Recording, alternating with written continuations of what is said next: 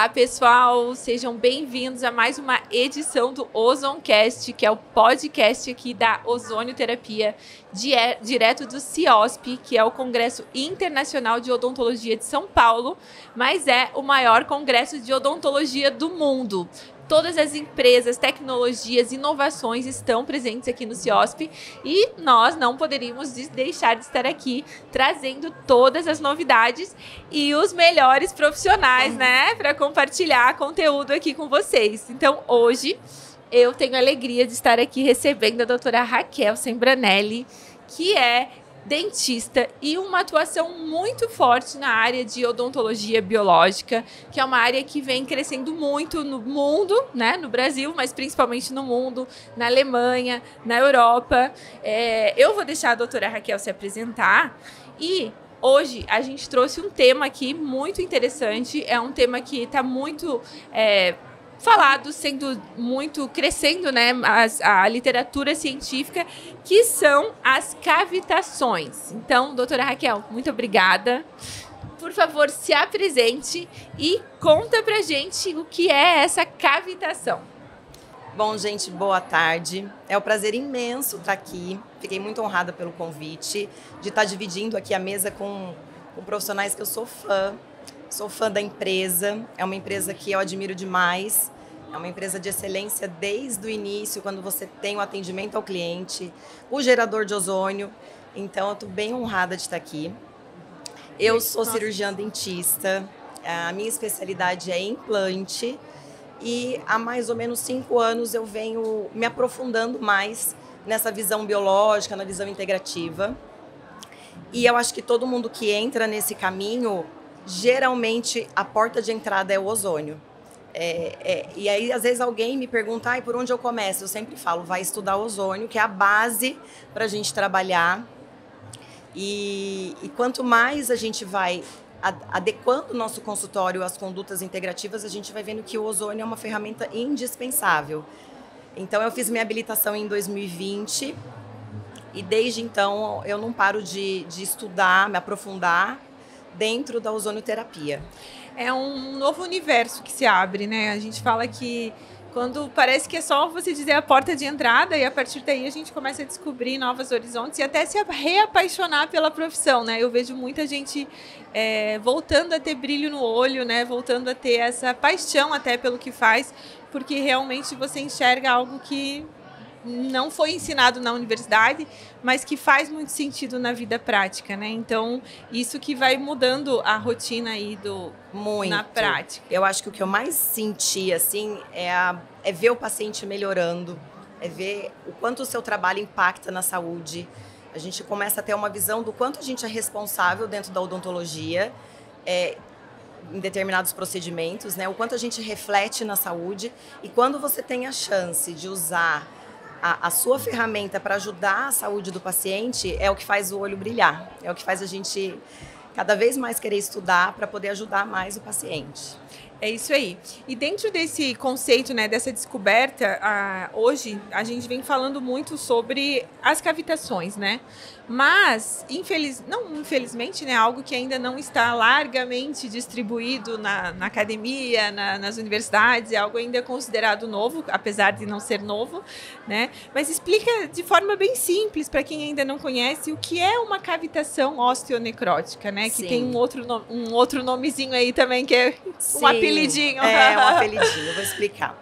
Bom, na faculdade, a gente não tem nenhum pincelamento dessa patologia. Simplesmente a gente passou reto, né? E o interessante, Letícia, é que está no livro de patologia, no Black, a gente que é dentista, a gente usa um livro de patologia na faculdade, quase todas as universidades usam, que é o Black. E tem a descrição dessa patologia lá, mas parece que não entra na grade. Então, a gente simplesmente não aprende. E quando você entende o que é a patologia e o quanto impacta na vida do paciente, você fala, gente, isso tinha que estar como uma das principais patologias, né? Então, resumidamente, o que é uma cavitação? Geralmente a gente observa uma cavitação em áreas onde o osso teve uma intervenção.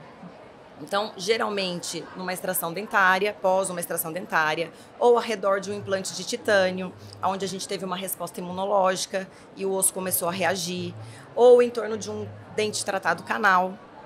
E o que é, basicamente, a cavitação?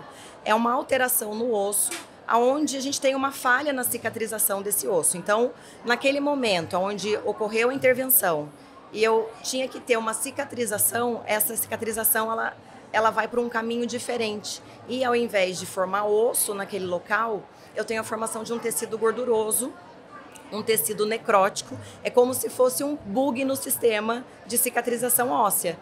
E como ela é geralmente silenciosa, é um processo crônico, ela perdura por anos, o paciente não tem noção do que está acontecendo ali. E a gente só vai descobrir 10, 15, 20 anos depois que essa patologia está ali. E essa relação com outras patologias do organismo é que estimulou e vem causando essa curiosidade, né? Eu acho que de forma simples, né? Me corrija se eu estiver errada, a gente poderia comparar assim como um queloide, que é uma falha, né, no tecido ósseo, né? Um queloide não é no tecido ósseo, mas que era para ter ocorrido de uma forma e aconteceu de outra. Só que as consequências nesse caso são ainda maiores, porque elas podem ser sistêmicas e afetar áreas realmente mais... Exatamente, está sabendo muito bem de cavitação.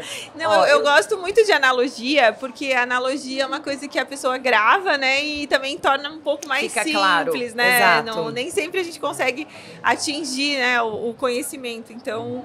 Eu trouxe aqui, existe uma confusão, aqui eu explico mais ou menos... qual é a falha que aconteceu, né? Por que o sistema imunológico, num determinado momento, foi para um caminho ao invés de ir para o outro? E aí formou a cavitação. Quando essa cavitação, ela está envolvendo um nervo, aí a gente entra no tal do nico, que é o apelido que pegou. Todo mundo, eu tenho nico, eu quero ver se eu tenho nico. Na verdade, nico é uma sigla que não é para ser usada corriqueiramente, assim, do jeito que a gente acaba usando, né? Até nós que trabalhamos com isso, quando a gente vê, escapa. Você tem nico. Mas o nico é uma abreviação de uma sigla. Foi o Dr. Bucco, que é um patologista americano, que é um dos pesquisadores, junto com o Dr. Lechner, que é um alemão, dentista. Eles são os que mais publicam sobre a patologia. E ele descreveu essa patologia porque ele pesquisava sobre nevralgia. Então, ele viu que nas mandíbulas, nos alvéolos, onde ele pesquisava essa nevralgia, ele encontrava esse tecido gorduroso, esse tecido necrótico. E aí ele fez essa sigla, que é nevralgia induzida por cavitação osteonecrótica, e ficou nico. E como é muito mais fácil, os pacientes entendem o que é quando a gente fala nico, né? Pegou. Mas é uma terminologia que não é adequada. Por quê? Porque nem toda cavitação causa dor. E é onde a gente tem essa confusão.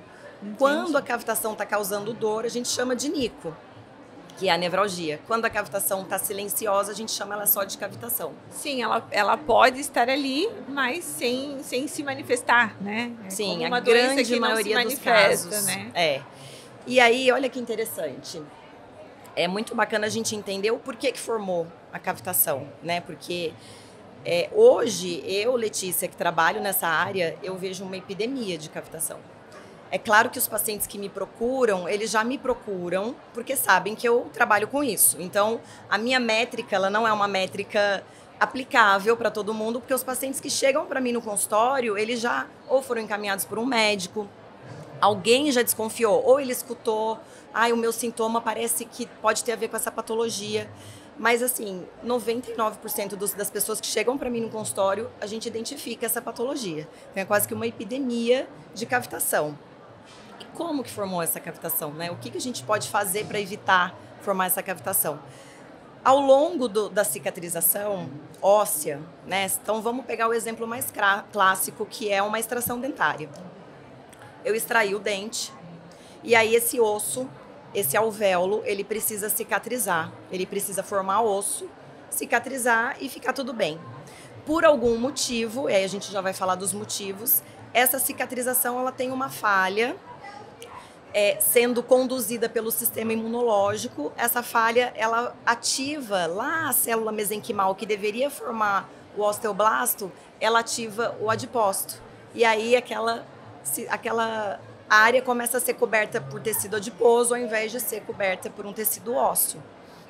E quanto mais tecido adiposo a gente vê acumulando, mais quimiocina, Hunts, o meu tecido vai, porque o Hunts é a quimiocina presente na cavitação. E o que o Dr. Lechner, que é o que mais pesquisa sobre isso, o que ele observou? Que várias citocinas poderiam estar presentes nesse processo inflamatório, né? É um processo inflamatório crônico. Mas o que ele observou é que existe uma superexpressão do Hunts, que é essa quimiocina inflamatória. Então, em algum momento, o sistema imunológico descarrilhou e ele começou a exacerbar a produção de Hunts. E esse Hunts, ao longo das pesquisas do Dr. Lechner, do Dr. Bucco, eles observaram que ela ativa o sistema imunológico. É um gatilho para doença autoimune, é um gatilho para câncer. Então, tem alguns estudos do Dr. Lechner que relaciona presença de Hunts em câncer de mama, presença de Hunts na cavitação. Ele começou a fazer essa correlação, observando as pacientes dele, e ele observou que cada cavitação que ele removia dessas pacientes que tinham câncer de mama, tinha uma superexpressão de Hunts ali. Então, a gente ainda não tem a resposta à questão do ovo e da galinha. Quem veio primeiro? Quem veio primeiro, porque pode ser que o paciente já tinha uma doença autoimune, o sistema imune já descarrilhou e causou essa falha, né? Porque em algum momento teve uma falha, que aí desencadeou o adipócito tomar conta. Então, qual que é o grande problema? Que o Hunts, ele tem... Depois eu vou voltar aqui, que é bem interessante. Mas o Hunts, ele tem afinidade, ele tem receptor em quase todas as células do corpo. Por isso que a gente é quase igual ao ozônio, no sentido de panaceia, porque você tem a cavitação, você pode ter um câncer, você pode ter uma doença autoimune, você pode ter uma artrite. Sim, porque o Hunts tem receptor no corpo inteiro. Então, essa tranqueirinha vai alimentando. É claro que a gente tem a questão do elo fraco. Então, cada paciente vai ter na sua saúde já um elo fraco. E aí o Hunts vai naquele local e vai descarrilhar aquela doença, né? Olha que interessante aqui, que é o pulo do gato em relação ao ozônio. Depois eu vou explicar o mecanismo de ação, mas olha que interessante. Quando a gente tá... Essa foto aqui eu tirei do livro do Dr. Lechner, traduzido pela Regiane, que vai falar mais tarde, pedindo licença, né, pro Dr. Lechner, estou usando a imagem dele. Mas se a gente pensar nessa cascata inflamatória, que em algum momento acontece esse erro, se eu tiver uma ferramenta que me ajude a agir exatamente nesse ponto e ajude ao meu sistema não ter esse erro, é fantástico. E aí que o ozônio entra. Porque como a gente vai usar o ozônio como modulador inflamatório, ele vai diminuir a chance do meu sistema errar. Sim. Né? Então, eu costumo falar, eu desmarco o paciente se eu não tiver o ozônio ali. Gerador de não ozônio. Dá para operar sem ozônio. O que acontece é que é preciso que os profissionais da saúde, de forma geral, os dentistas principalmente, passem a ter essa visão além do local que está sendo tratado, né? E essa visão integrativa, ela está em todas as áreas, né? Então, assim, a gente foi muito acostumado a ter um sintoma, um remédio, um sintoma, um remédio, né? Mas Sim. Receptor endocannabinoide tem no corpo todo, receptor, né? Então, a gente começa a ver que existem outras tecnologias, outros recursos que vão muito além daqueles que a gente aprendeu classicamente, né? Isso Sim. vai deslumbrando. E, além disso, claro, a gente atuando na prevenção, que a gente vai evitar, porque por mais que hoje a gente tenha inúmeras tecnologias disponíveis, a gente continua tendo câncer. As Sim. pessoas continuam sofrendo e morrendo de câncer, de doenças cardiológicas, né? Sim. Então, precisamos alterar essa visão, né? Uhum. Mas eu queria te fazer uma pergunta, né? As pessoas podem estar perguntando, que pode ser uma pergunta aí. Existem fatores que predispõem, então, ao surgimento dessa condição? Sim. Eu não quero ter, né, essa condição. Uhum. Eu ou preciso me cuidar mais se eu tenho alguma condição específica? Sim. O que a gente sabe, né? Que como existiu essa falha, a ideia é sempre vamos prevenir essa falha. E o que pode levar a essa falha? A gente sabe que fatores locais interferem. Então, uma hipóxia, faltou sangue.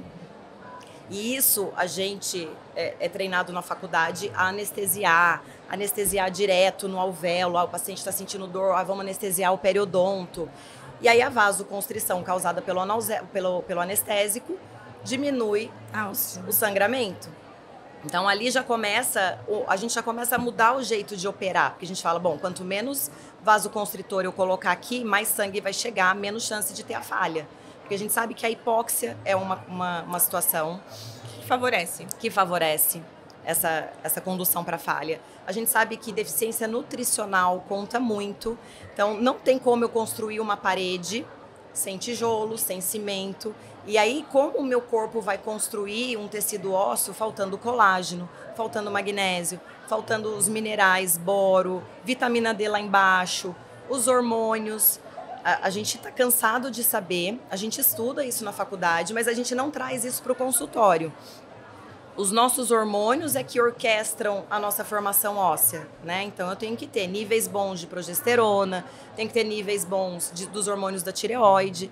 E aí, quando você vai operar um paciente e você consegue prepará-lo, né, de maneira correta, a parte hormonal, a parte de micronutrientes, você vai estar fornecendo para aquele sistema tudo o que ele precisa para fazer o reparo. Porque o nosso corpo veio dotado de capacidade de reparo. E a gente ignora a capacidade de autocura, né?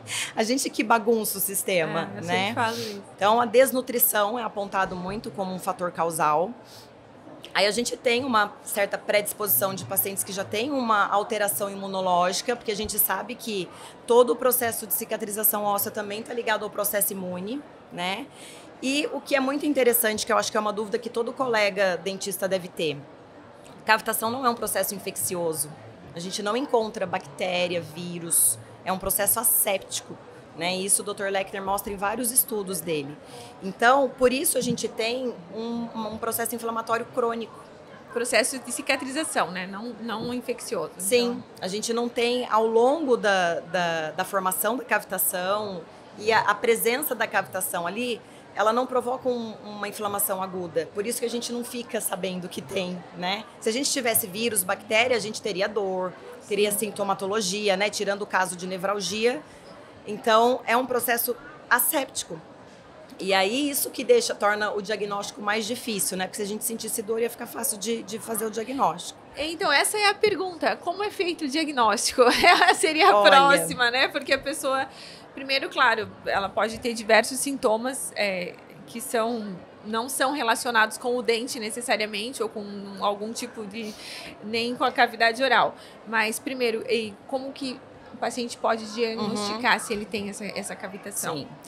Aqui no Brasil, o método oficial que a gente usa para avaliação e diagnóstico é a tomografia. Tomografia computadorizada, onde a gente vai treinar o olhar para avaliar áreas hipodensas. Então, a gente tem que ter uma boa conversa com o radiologista.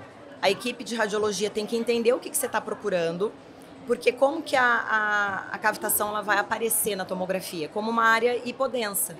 Porque como eu tenho gordura dentro do osso, eu não vou ter o trabeculado ósseo formado do jeito que a gente enxerga num osso saudável. Então, aqui, o que a gente usa para diagnóstico é a tomografia, onde a gente vai avaliando áreas hipodensas, e vai sempre correlacionando com a história clínica. Então, eu fiz um canal e aí tem uma área hipodensa embaixo do dente com canal. É lesão? A lesão endodôntica que a gente está acostumado, o dentista está acostumado a identificar, é muito diferente. Ela é circunscrita, ela tem limite, a cavitação ela é meio esparramada, ela não é uma bolinha como se fosse um cisto. Tá aí, né? Essas imagens que você trouxe. Isso. É um caso clínico, isso? Isso, é um caso clínico. Ali na esquerda a gente tem uma cavitação bem grande, mais ou menos uns 10 milímetros. E lá na Alemanha, o Dr. Lechner desenvolveu um ultrassom específico para identificar a cavitação.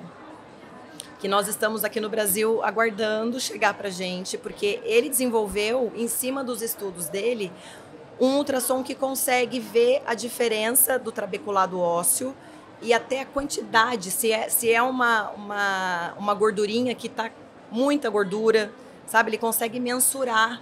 E aí isso ajuda muito na hora da gente decidir aonde a gente vai atuar primeiro, porque às vezes a gente pega o paciente e tem 4 cavitações. Sim. Né? Aí a gente vai muito guiado pelo sintoma. Aonde esse paciente tem mais sintoma à distância, geralmente são sintomas à distância. Uma dor no ombro, um joelho que dói. É muito clássico, eu tenho uma dor no ombro, eu já fiz fisioterapia, eu já fiz infiltração, eu já tratei, nananã. Você vai olhar, tá relacionado com a cavitação. Por quê? É conversa de maluco? Não, porque eu tenho Hunts. Hunts tem receptor em articulações, por isso que é tão comum a gente observar paciente com dores articulares e cavitação. Porque na articulação a gente tem receptor para Hunts. Agora todo mundo que tiver dor.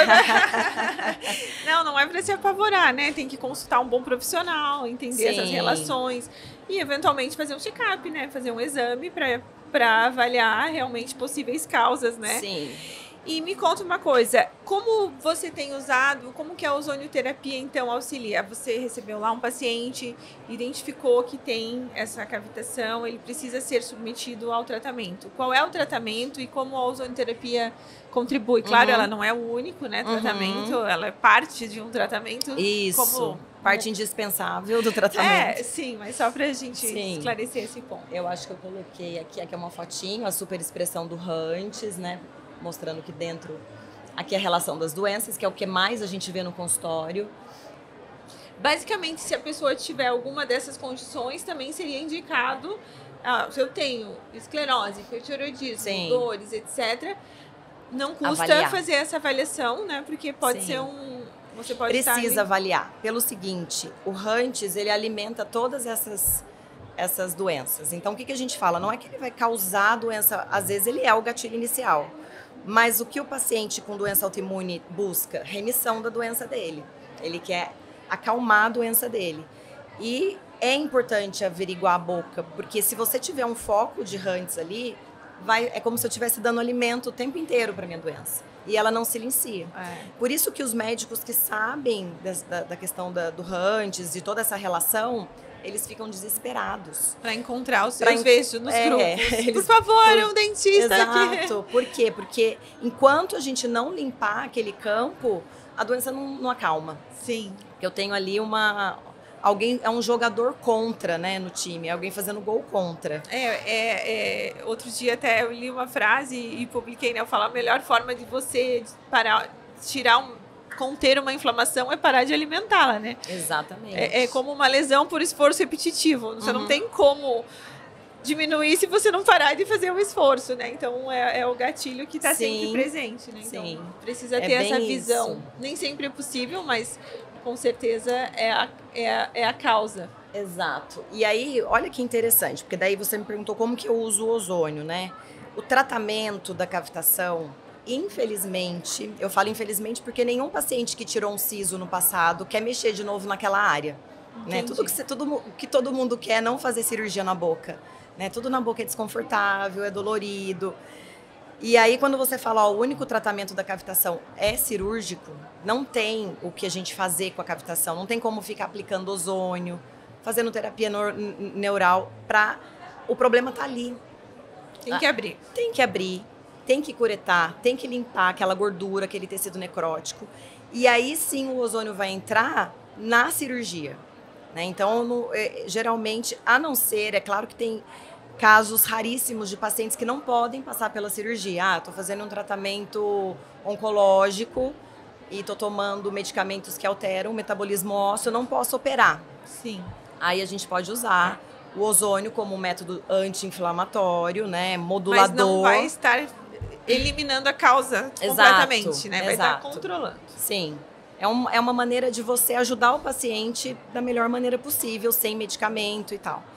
Mas aí, quando você entende o mecanismo de formação da cavitação e você tem o ozônio como ferramenta, a gente entende que se eu entrar com um modulador inflamatório no ato da cirurgia e depois seguindo um protocolo do paciente acompanhar fazendo a ozonioterapia, eu tenho a chance de corrigir essa falha.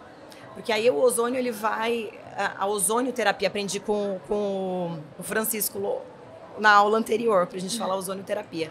A ozonioterapia, ela vai corrigir essa falha, né? Porque ela vai levar a inflamação para um caminho de ativação de antioxidante. E a gente tem a mãe da matéria aqui, que explica muito bem as vias, né? Mas é por isso que eu falo que vai fazer uma cirurgia de cavitação, faça com ozônio. Sim. E aí eu uso sempre as 3 formas do ozônio na cirurgia. Vou usar muito água, vou usar depois com o MediPlus Dental, mudou a nossa vida, que opera muito, porque facilitou muito a vida a gente ter a aplicação. A ferramenta de mão, a caneta, né? A ferramenta de mão mudou o nosso tempo cirúrgico, mudou, a gente fica até mais assim, eu vou ficar mais tempo aqui com ozônio, porque...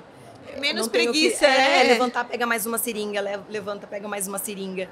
Então, eu usando essa ferramenta no ato cirúrgico, eu já estou ativando o meu sistema imunológico para ir para o caminho certo. Sim. Então, assim, eu sou muito apaixonada, né, Letícia? Eu sou muito suspeita, porque... Somos, né?